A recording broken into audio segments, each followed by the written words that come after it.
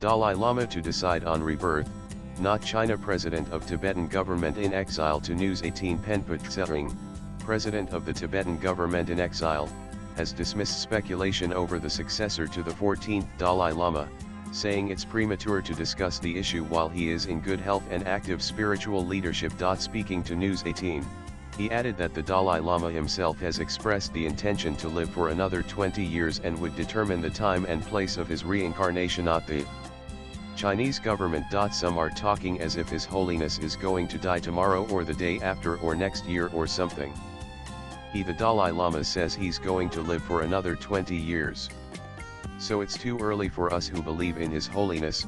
Tsering, also called the Sikh Young of the Central Tibetan Administration, told News18 at the Dalai Lama temple in the Dharamsala. Tsering added that the process of identifying a successor traditionally begins only shortly before the Dalai Lama's passing, no decades in advance. So we have to understand the tradition. I think a lot of people are expecting that His Holiness might appoint somebody, or he might say that I'm going to be born in this place at that time. It doesn't happen like that, he explained to News18. The Dalai Lama will celebrate his 90th birthday on July 6 in the Dharamsala in Himachal Pradesh, where he has been camping in exile since China thwarted an uprising in the Tibetan capital Lhasa in 1959. Traditionally, Tibetan Buddhists believe that the Dalai Lama is reincarnated after his death.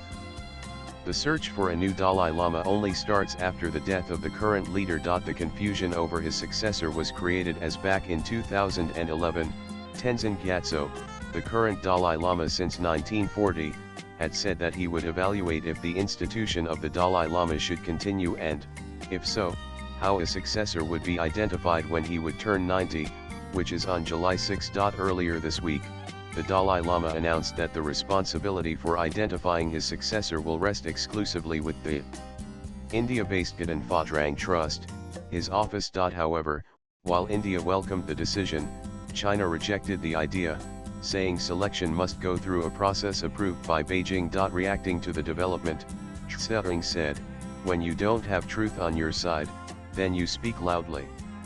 So the reaction from China is understandable.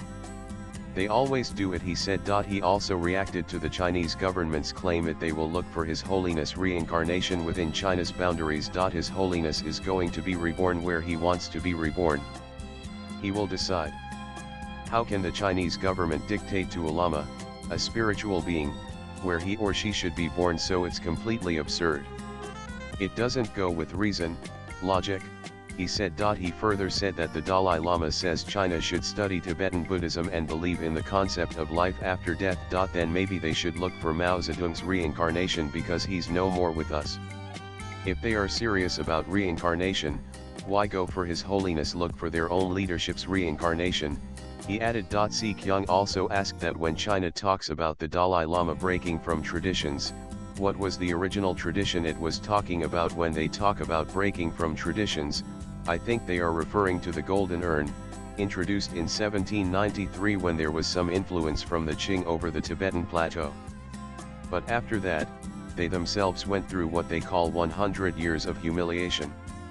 So before 1793, there were 8 Dalai Lamas already chosen, not through the golden urn, he said. Swipe left for next video. Sikh Young counters that the introduction of the golden urn itself is an interference from the Qing over the Tibetans at that time. He also explained that even after its introduction, the golden urn was hardly used by the Tibetans, because Tibetans don't trust in that. It's not the traditional matter. Latest blogs.